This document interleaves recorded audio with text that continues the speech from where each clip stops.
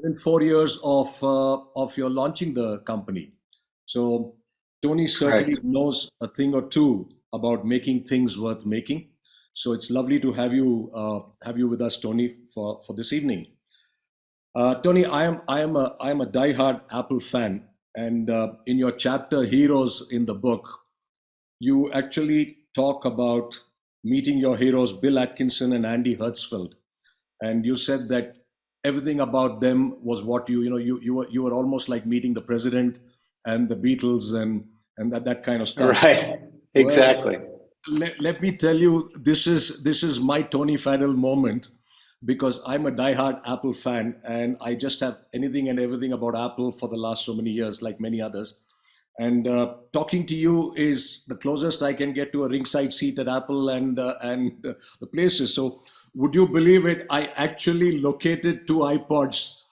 I got two iPods, and Tony, I'm not joking. I plugged it in and it was working after 10 years. I don't 5 or 7 or 10 years.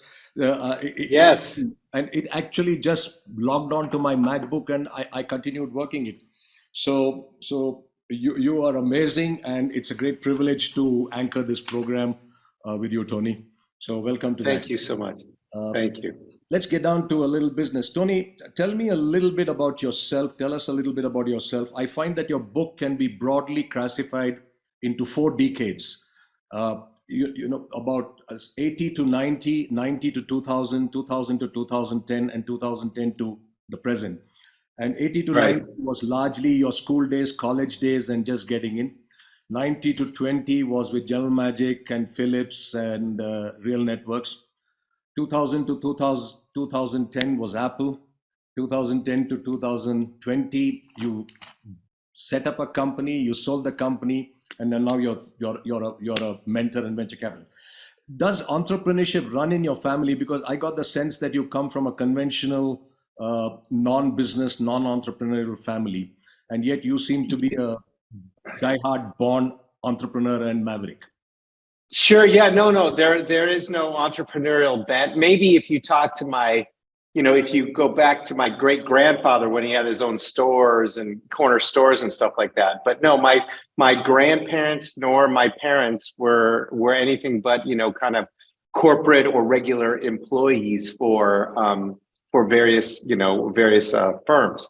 So no, there is no entrepreneurial bent per se in my family. So it wasn't encouraged by my parents. Obviously, in fact, in some cases, they discouraged it because they're like, "Would you just go get a regular job and stop all this?" Obviously, that just made me more determined to make a success out of it. But yeah, no, none of that was in my background per se. It was just inside me, and I really think it came down to when I had my first business, which was in 4th grade, when I had an egg route. And I would take the eggs from door to door and sell the eggs with my brother. We'd buy them from the farmer at wholesale. And when you start having money in your hand and your parents can't tell you what to do with it, and you could buy whatever you wanted, there was a freedom, there was an empowerment there that you didn't have. And it was a great taste of like that. Hey, I could be an adult too, and I could do it much younger. So I kind of stayed on that bent, so to speak, of just always trying to find interesting things to solve. And then the computer came along, and then I was able to take my hobby and combine it with business to then, get to, through the things I did till to today. Great. So you really, from 4th grade onwards, you have had the spirit in you, but it was almost all in college days or just high school days that you actually started your own company and started moving on. Yeah, absolutely. I had my first company, my real company, like computer oriented oriented company was really in high school. So doing mail order peripherals and things for the Apple II, but also writing software at the same time. Then I had a chip company and did my own semiconductor processors in college, and then did a software company in college. So it just continued on, blending my love of computing with my entrepreneurial bent. Yep. So that's what happens today. That we don't see the Tony when he was 15 years old. We see the Tony when he's 50 years old, and we know Yeah. who's made it big. So you make a very interesting point in your chapter, Three Generations, and you say it takes 20 years to make an overnight success. Uh, Right. that's one of the statements you make. And the problem is that we only see the success part of it, and we don't see the 20 years behind the success and the Right. sweat and tears. Uh, Well, in build, I lay out all the failures as well. Like it's not just all about successes. It's really more about failures than successes in build, to tell you the truth. Absolutely, and it seems to be that this seems to reflect your journey with Nest from the first time you decided that a thermostat had to be better designed in some form or the other, and then you went through the whole process of trying out in other companies, then of course Apple, and then you decided to start Nest Labs. Now, I just your thoughts on this, because we are in a generation where we are looking at instant gratification, we are looking at nanosecond successes, we are looking at market valuations, and so on. What are your thoughts on this? On getting into Well, this? I think first and foremost, anything worth doing takes a decade to build. So if you really want to make transformational change, it takes a decade to build out a vision, and something that's going to really be impactful. That's first thing. The second thing is, look, we went through this crazy time, which was 2008 to 2012, maybe 13 or so, when because of the social mobile revolution, these businesses could be built and scaled within 2-3 years, something like that. That is not how businesses are built. That's not how things are done. And especially with climate change and all the businesses that need to innovate and be built around the climate crisis that we have, those are going to take decades as well. And so we need to get away from this idea that it's going to be just, oh, if it doesn't happen in 1 year or 2 years or what have you. You really have to have stick-to-itiveness, because if you look at it, most of the things that we're going to solve the problems on this planet are not just bits, but it's bits plus atoms. And atoms take time to replicate. Atom takes time to build and ship and buy and install and run and maintain. And so it's going to take atoms plus bits together to fix so many of our industries, whether it's agriculture, materials, energy, you name it, transportation.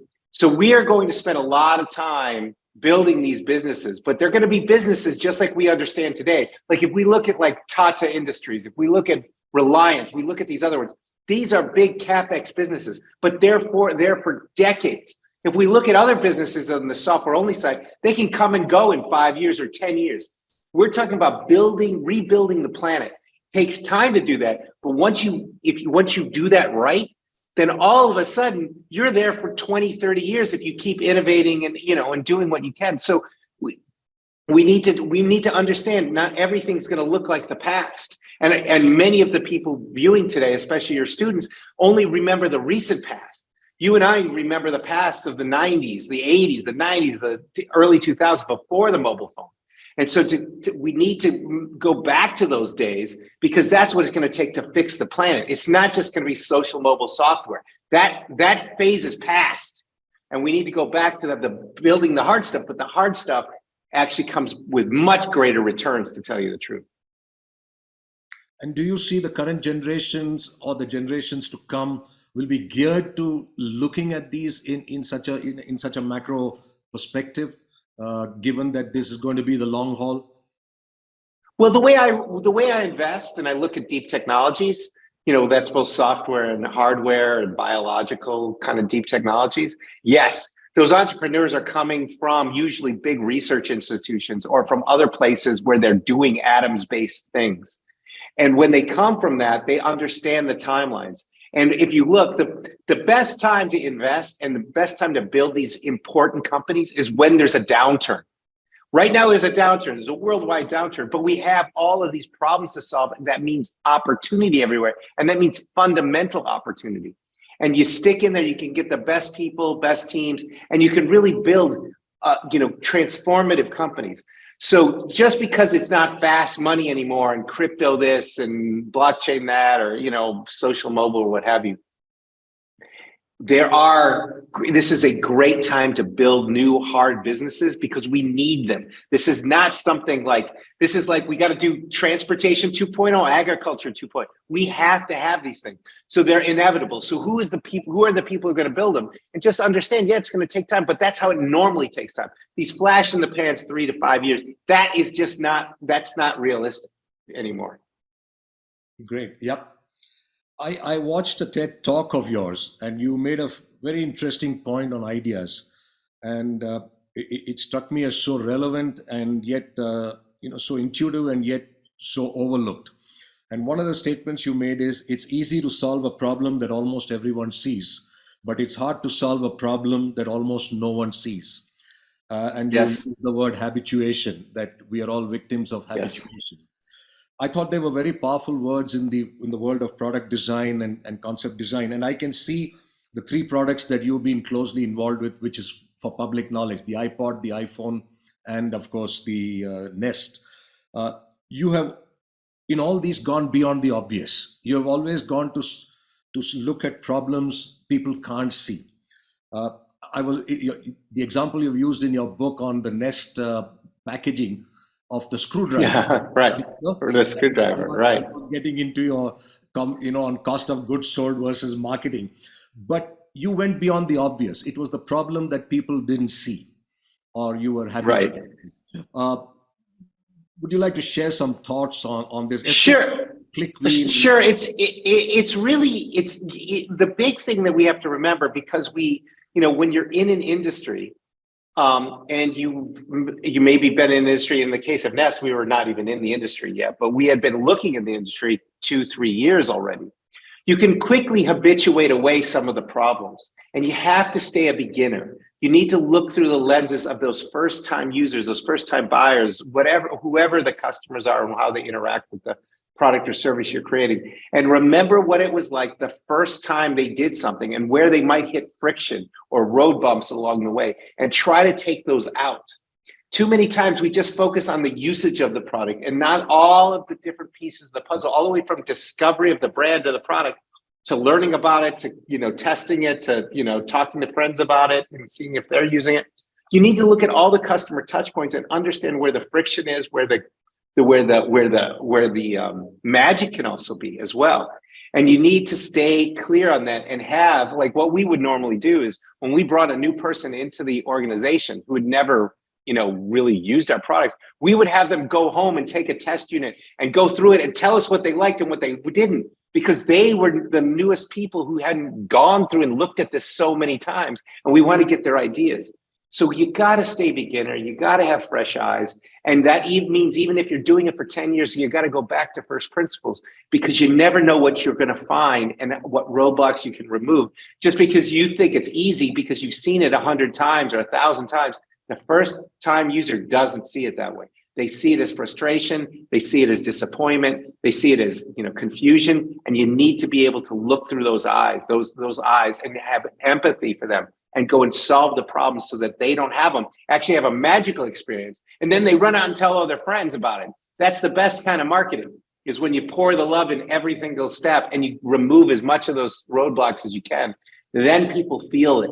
And then you don't have the customer support calls, you don't have the returns, you don't have all of the other things that come with not getting the product design right. So you really need to stay a beginner, and you got to look for the problems that you might not normally see. That they're just buried below the surface. So that's kind of the biggest thing there. And it takes more time. It takes a lot of time, sometimes as much time to engineer the customer experience as it does the usage of the product. In your 20, 30 years and the numerous patents that you've got, and of course the fascinating products, which are your prized wow designs? The wow designs? I'll have to say the one that is the nearest and dearest to my heart, to tell you the truth, is Nest. Because it wasn't just it was a design of a product, it was design of a service, a system, it was the design of marketing, it was design of an entire culture and an organization and sales and all kinds of stuff. So to me, that was the whole breadth. That was when you take all of those decades of learning and failing, learning through failure, and you get to put them together, and they're your own. You're no longer saying, oh, now, of course, I love the iPod and I love the iPhone and I love all kinds of other stuff I've done. But when you get to craft it all from a blank sheet of paper, lay it all down and craft every single part, that's, to me, that's magical, because you're not just designing the product, you're designing every single piece of it. And to then have it had to be a success, that's just so rewarding, because then that goes, okay, I think I understand a little bit what I'm doing now. Even though we probably got lucky with the exit, and selling off and all the other stuff, but people really felt it. And the teams, even though Nest isn't together the same way, the people who left that, we're still together as a group. It was magical, and they want to get back to those days because it was so special. And so to me, that's making something worth making. It was not just a product, but a culture and a way of thinking and a way of building things. You actually preempted a question or a point I wanted to make a little later, but when you spoke about Nest, I love this statement that you've made, which we keep harping on this chapter on making the intangible tangible. And Yep. again, this is a very powerful statement from a design for the designers and the engineers. And you say you should be prototyping your marketing long before you have anything to market. At Nest, that meant focusing on the box. Yeah, the box and the press release, both of those, because at the end of the day, you people only have so much attention. So we've heard of elevator pitches, but the press release in the box, that's what people have as much attention, right? And you have to condense it all in maybe 4 paragraphs. Who's your audience? What's your differentiation? Why should I buy? What are the pains you're solving? All of those things in just a few paragraphs. And as we know, if there's that saying is, if I had more time, I would had written a shorter story, because you really have to condense it down to make it really, really understandable. Yeah. And so when you have to start from that kind of reduced set of things, that makes it all hinge together. And that's kind of your guiding light. If you start there and you really try to understand, now obviously you can change it over time. But look, when you make a movie, people don't start shooting a movie and then figure out the script at the end or figure out the treatment. They do it the other way. Like, too many projects I've seen and companies I've seen start with the what, and they go build something and then they figure out the why later. You better figure out the why and the differentiation at the beginning, so you're not wasting your time and you're really figuring out what you're trying to do. Too many engineers want to run and build something because they're like, oh, that's what feels satisfying. But that's not where success lies. Success lies in communicating what it is you're building, the why of it. And that's what's so important. And you got to get it. No, I'm not saying you're going to always get it right at the beginning, but at least you're going to have something that you can change and modify. And it is that distilled set. And it makes you really think about audience, about differentiation, about competition, pricing, all of go to market. How do you sell it? Those things are really important. And most engineers don't want to do it because they just love engineering and building stuff, or designers love designing stuff, but they don't think about the holistic thing. It's so important to do that, because as we hear in a movie, if you're watching a bad movie, you go, they lost the plot. Right? Too many new products that we see come out, services, they lost the plot because they really don't think about that stuff in the earliest days of making it happen. And yeah, it's difficult, but that's why, that's what separates really, truly success versus just wasting your time. Thank you, Tony. You made my job simpler in my class, because my course is on product strategy, and I start my first session on exactly and 2 things that you said. I could have written a longer story. I didn't have time to write. I didn't have time to write a short one. Mark Twain is supposed to have said that. And, exactly. And the second one, I quote Peter Drucker, who said, "Marketing and innovation are the only value-added activities. All others are costs." And I said, if you don't have a market, you don't have a reason to exist. So I'm glad at least my class will look at me with a little more respect next week when I yeah, they don't know what they're talking. Believe me, I did it when I was younger. Yeah, we'll just build it and it'll be fine. It's going to be awesome. Like, I learned so hard, the hardest ways possible. Don't do it that way. Just don't do it that way. Read the, Great Ideas Chase You chapter. That's like really important to read. Yeah. Okay. I'm going to come to the interesting part of what all of us know about. You joined Apple in 2001, and it's very interesting. It must have been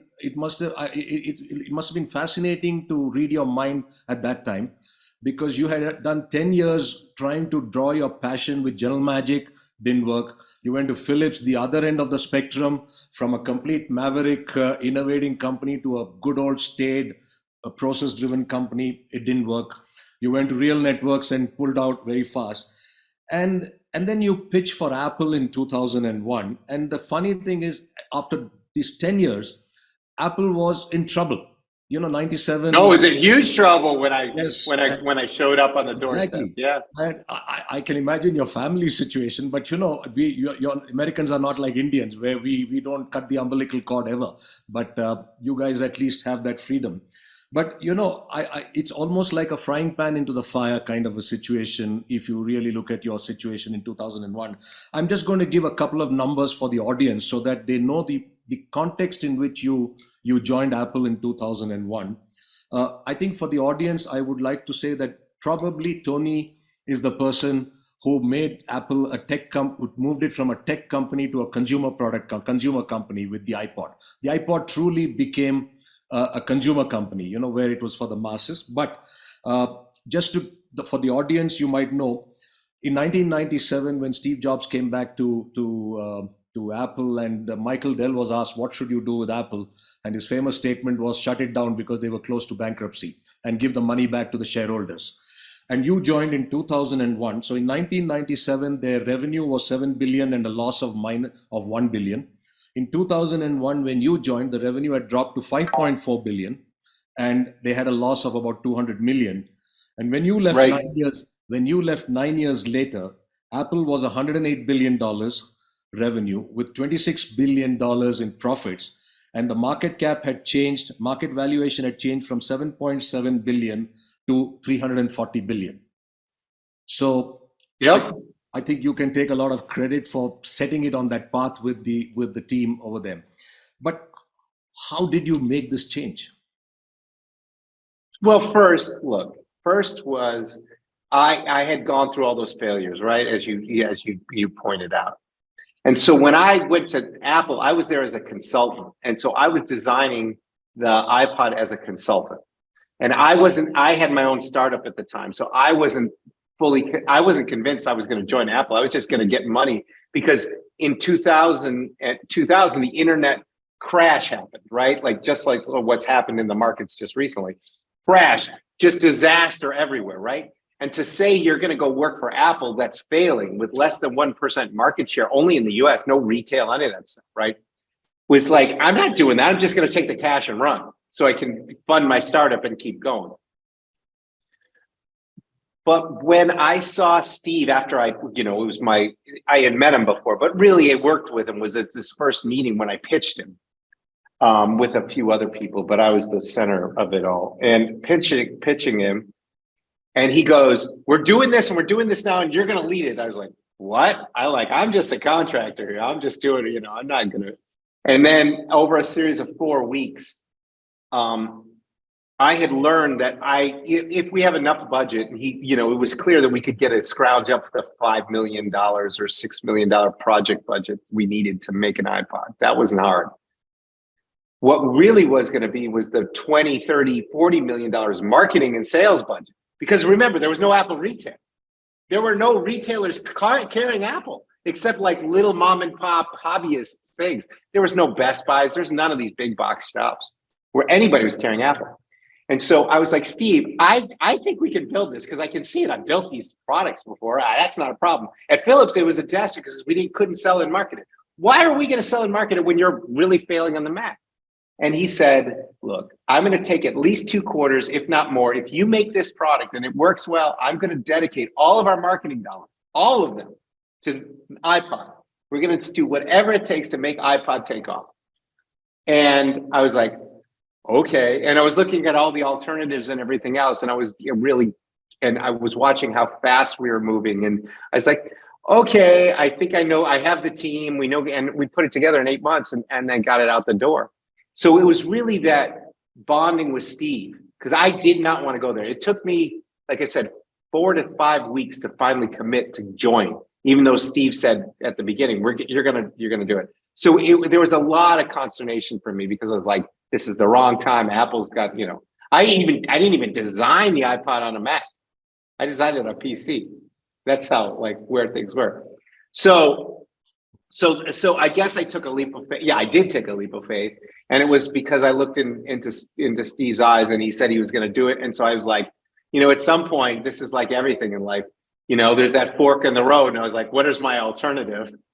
And what are the possibilities here? And I was like, and Steve, the way compared to how I had to work with management at Philips, and then obviously there was, General Magic was a whole nother thing. I was like, okay, we're going to throw in and see what we can do, especially because it wasn't going to be a 4-year project schedule and everything else. So I said, okay, I'm going to give this a go, and just worked and worked and worked. So 8 months later, we shipped the product to the world, and Wow. and it wasn't a success. The first generation was a critical success, but it didn't become a business success to the third generation, like I detailed in the 3 generations chapter. Yep, great. Tony, I just need to ask you a question. We had originally set this time till 45 minutes. Keep going. We can keep going. Okay, great. Thanks for that. So I'm going to ask you this next one with your relationship with Apple, because that's the longest you have stayed anywhere, because all of them have been 4 years, 6 years. Even Nest was 4 to 6 years, 4 years plus 2 years. 6 years, 6 years. Yeah, 6 years till you. So you must have had a very fascinatingly strong connect with Steve, because in this chapter you said, I quit. You have said that you had decided to leave, and you were on the eve of your farewell party, and people were going to bid you goodbye. And you said, I quote, I got a call from Steve Jobs saying, you are not going anywhere. We will get you what you want. And you said turning away from Steve was not easy. What was it like working in this company, which really broke all boundaries? And I still believe you were all a part of the team that set the pace for what Sure. 30 years later. So I think what's different is that, sure, in any organization, there are egos and there's politics. But Steve, obviously that stuff happens in the thing, but Steve really cared about the customer, right? He really cared about the end product and how the customer would perceive it, and everything else was second order to that, right? Like, if we get that right, that's going to go well, and don't bring your ego into it. And so when I went to the times when I was quitting, it was because I was doing the right thing for the customer, or I had been betrayed. And I was not going to be treated like that. So it was either about, no, I'm not going to be treated like that, and no, you're going to have to get it right, or we're not doing the right thing for the customer. This is the wrong direction, and I'm not going to build something that's wrong for the customer. So that's really where it was. It wasn't, I need a bigger title or I need a better salary. That was never usually what it was. It was because they committed that stuff and they didn't deliver it. And I was like, you told me that was going to happen. It didn't happen. Why isn't it happening? I'm out of here. I lived up to my commitment. You made a commitment. Where is it? Or we are doing the wrong thing for the customer. And so I was always standing on very firm ethical and moral ground when I was doing that stuff. It wasn't about me per se. It was about, like I said, those 2 different options.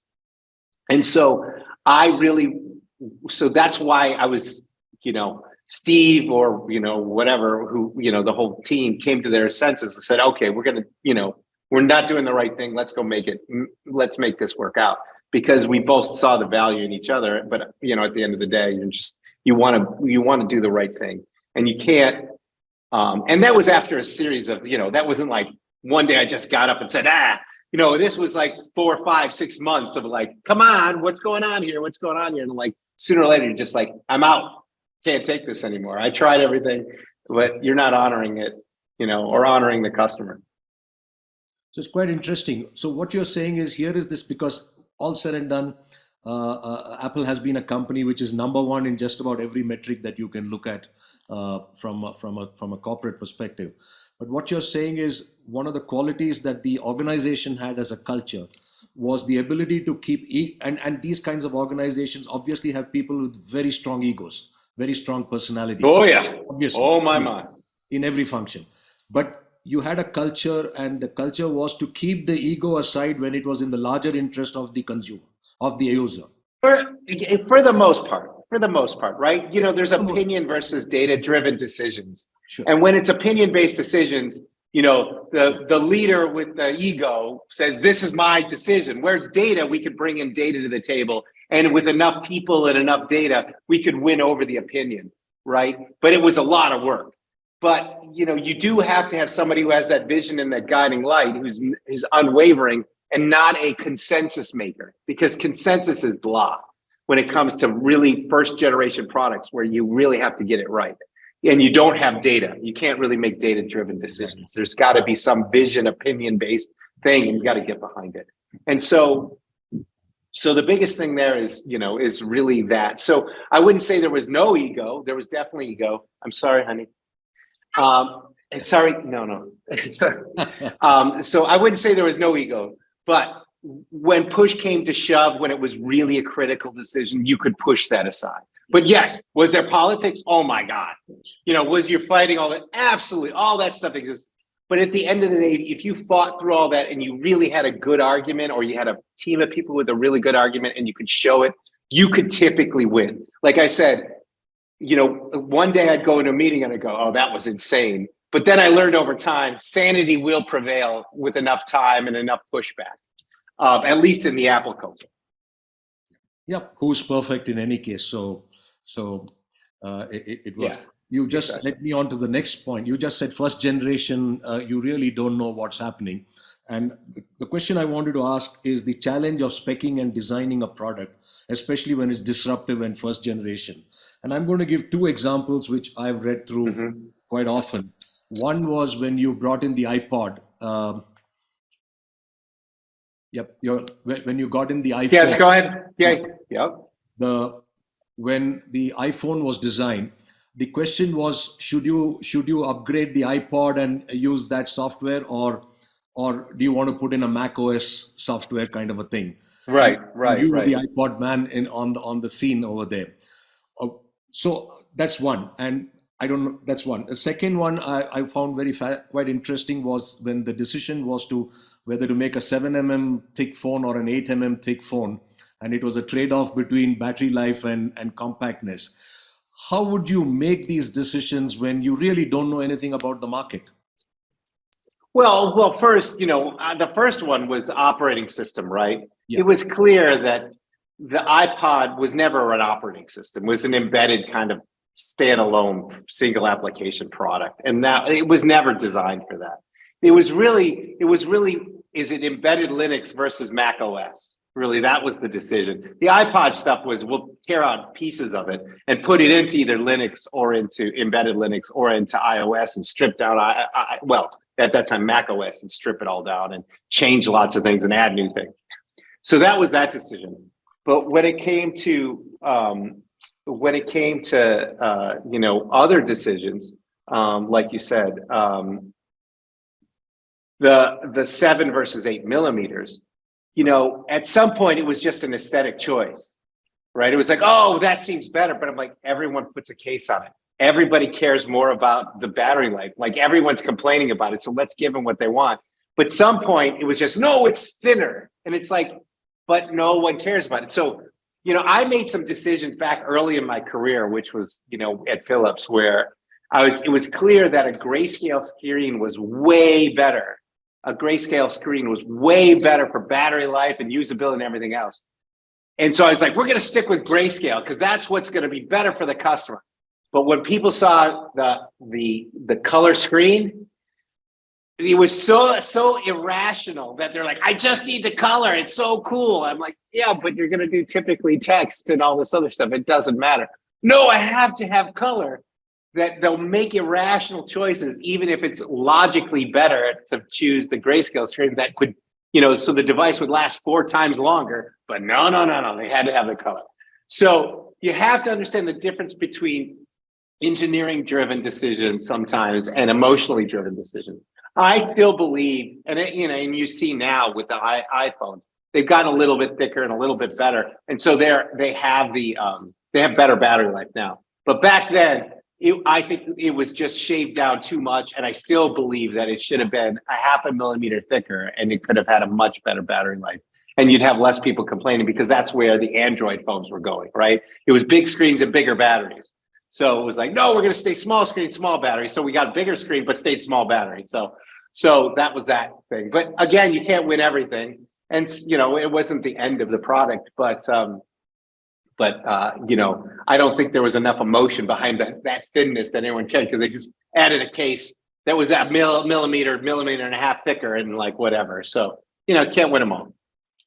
You can't win them all, but when you have a 13% market share and a 70% of the world's industry profits, you're not complaining. Yeah, you're not complaining. So, it's not like it was going that wrong. So. Exactly. So there are enough people who are willing to take it that way. Great. I mean, exactly. I need my iPhone, whatever with the battery, right? Absolutely. So the other question I have on design and time to market or product launches. Again, there are two examples I'm going to use from the Apple story. One was, I think the iPhone launch was delayed because suddenly you set plastic screen to a glass screen because of the touch screen would get damaged and so on and so forth. Oh, it wasn't delayed because of that. It was still on schedule. We had to make the change while staying on schedule. Okay. And one was the Apple Store where they had to delay that. They delayed because two things. One was the layout and the other was some of the materials and so on. But my question is, again, as a person who's been in completely new product launches, when do you decide or the trade-off between a good enough quality and speed to market versus no, delay the product but don't compromise on the product? I think again, it goes back to that making that press release / the box. Mm-hmm. So there's certain promises and everything, but in the case of the plastic versus glass, we had all agreed that plastic was right. Steve agreed. We all said plastic was right before the launch or before the introduction. And then all these people started saying, well, wait a second, it's a plastic display. It's going to scratch and it's going to be that this is going to be a problem. And so, and Steve came back and, a few of us came back actually after talking to people, and we changed the logic on that, which was, if you scratch the display or break the display because it's glass, it's your fault. But if it's a plastic display and it gets scratched by no intent of your own, like you didn't drop it or you didn't, you left your keys in your pocket or change, and it gets scratched, that's a design problem. And that's something that the company's at fault for. So you really have to look at the psychology of it and go, oh, wait a second. We can put the glass on it. If you drop it, people know you drop things break. And you don't have anyone to blame but yourself. But if it scratches because you're just using it normally, that's a company and a design problem. And that's what changed the whole philosophy around plastic or glass. And so even though, again, this is where you have to take the emotion into consideration, not just the rational thought, which was like, we were all rational and said, yeah, it's plastic's the way to go. But then you had to really put yourself in the beginner's mindset and go, oh, no, we got that one wrong. And we made the change. It was a nightmare of a change, but we did it and it got out there, and so be it. Yeah, I think this comes back to what you said, and I think what is very true, and it's about clarity on the why, the consumer, putting yourself in the consumer shoes and so on. Okay, Tony, two more questions before we Sure. One is, you talked about it a little bit in the book. How, as a founder, how do you decide when or if you should sell? Giving away it's like to a parent, and you, in a very, very short period of 4 years, brought Nest into a phenomenally valuable company. What are the dilemmas that you would face? Because I think many young entrepreneurs will always be in this dilemma. And I know you've just said in the book that it's a Google or an Apple or somebody is going to, and you will. Right. But my question is, today, many of the large companies would have been potential buyouts for the larger companies at that time when they were small. And maybe they have gone through it. Any thoughts on this? What would you tell the young entrepreneurs? So the reason why Nest was going to be sold was because I knew that the landscape would get changed on us if we didn't sell. In other words, we were doing something that was so important and so big that sooner or later, Amazon or Apple or Google or someone would enter the space. We were the biggest fish in the smallest pond. Okay. As soon as Microsoft or someone announced that they were getting into it, They didn't have to do anything. All of a sudden, because we were making a platform with developers and everything else and partners and sales channels, they're like, oh, we're going to wait for the big guys. We're going to wait for their strategy to come out. And then we're going to choose to see if we're going to work with you, number one, but small guy, right? And so if you're really making a platform or something that you want to last 10, 20 years, you know, you had to change the landscape on everyone before it got changed on you so that you could really have that long-term impact. So if we look at it now, you know, if you look back, nobody was doing home connectivity or IoT and Internet of Things, even though I don't like the word or the phrase, but nobody was doing that before Nest. We started doing it, we were the biggest one. Apple, Amazon, none of them were doing anything in that thing. As soon as we got bought by Google, Apple announced their strategy, Amazon announced their strategy, Microsoft, Samsung, they all announced their strategy. And now if you look back, now everyone's doing stuff, and now they're all working together on this new Matter and Thread, which we actually invented at Nest. So they're doing all this stuff and they're building these whole things. But think about if we would have waited 2 or 3 more years and they announced and we were out in the cold. So the whole goal was to change the landscape before it got changed on us. Be the agent of change instead of getting changed and then you're all of a sudden you're fighting for your life, okay? And so that was the whole idea. So you really have to think about your business in that context. Is someone going to come in and really take your lunch? Like a lot of times people are like, oh, you got to sell Snap because Facebook's going to have the same features, right? But that's really not the case, right? That wasn't the case. So each one is a different set and then there was also Facebook. Facebook selling to Microsoft, but didn't do it, right? So you have to look at each of these of where you are in the landscape. And Nest was a platform company more than it was an individual product company. Whereas the companies I just mentioned, they were product companies and they had a user base that was, you know, it was a network effect kind of a thing. So it's not about selling per se, it's about the landscape you're in, your competitive set, and trying to understand where it's going to be in 5 or 10 years and where, if there's an off-ramp, where is that off-ramp, or can you just keep going? But don't think about the money, don't think about all the other stuff. Think about what your vision is and where that's going and the effects and the variables that play into it. And for us, it was very clear we needed to be there, because if not, we wouldn't have had that same kind of buyout that we had. And if you think the number 2 guy in the space, they got bought for less than $1 billion, right? So even if we would have sold second, we would have nowhere near the same outcome. So you really have to play chess and really understand the timing and everything when you try to do a sale, if you really are the number 1 in the field at the time and about the landscape that you're playing on. And, you know, before the last question, I'm on the Nest one. It's 6 years you were with Nest and 6 years since you left Nest. Yep. What's your emotional connect with Nest? Oh, like I said, I still am incredibly proud of the work we did. The products are out there. People are still using them today. They find benefit. We're saving energy. We're saving lives. Nest Protect is the number 1 smoke and CO detector on the market in the world. Still, none of the incumbents did it. The thermostat is still the best one out there compared to everyone else.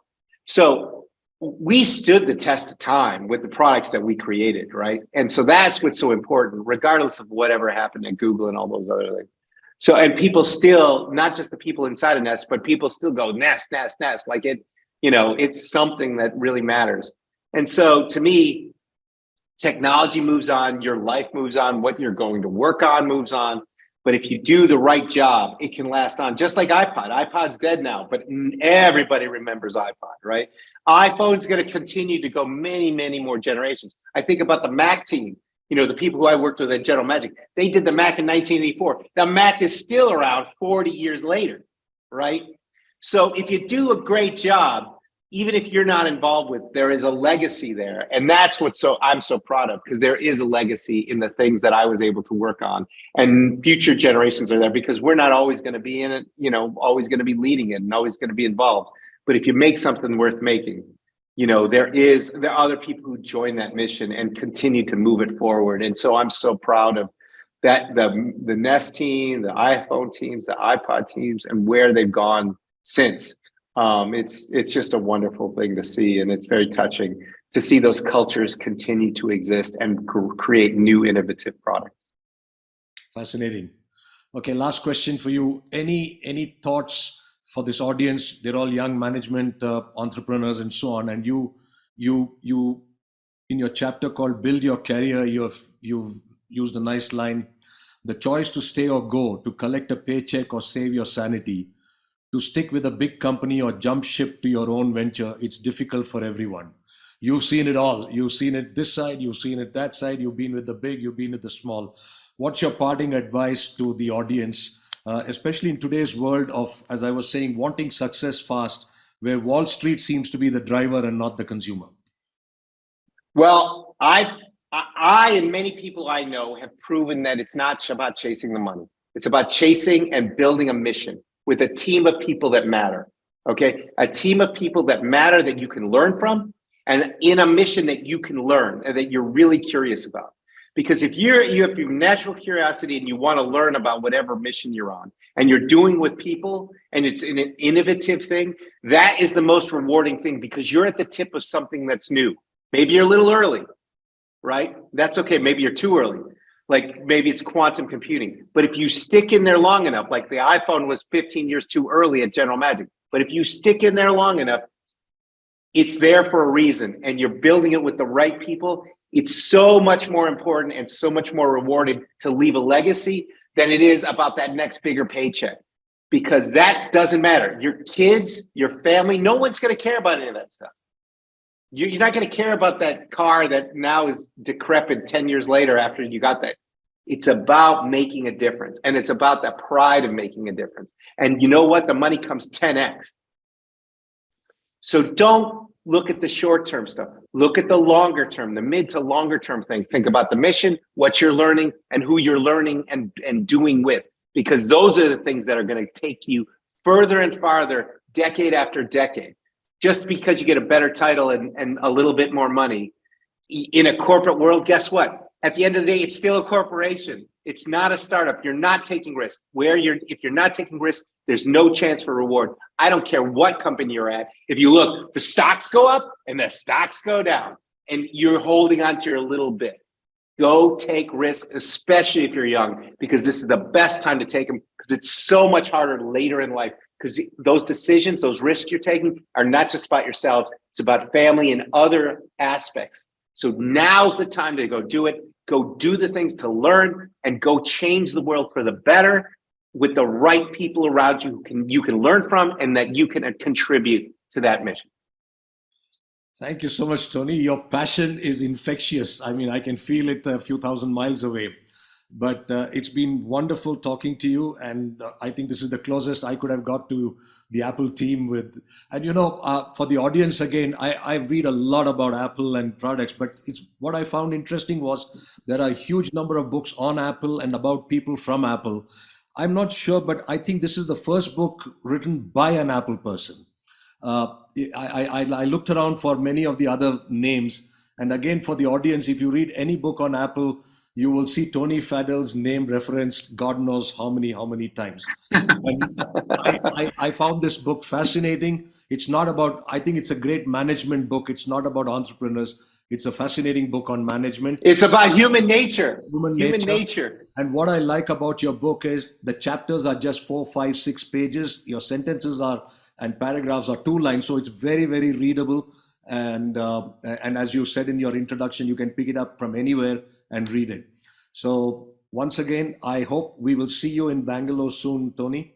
But I really want to be there in the spring. So I'm hoping I'm in the spring or next fall at the very latest, but I'm going to be there without a doubt. I want to go to India. I love the country. I need to be there. If it wasn't for these family things, I would be there right now. And therefore you have to make up for this not coming by having an extra time with us on campus. But absolutely. Thank you very much, Tony. Lovely talking to you, and God bless. Bye-bye. See you. Thank you so much. All right. Have a good one. Thanks, everybody. Bye, Tony. Bye-bye. Bye-bye.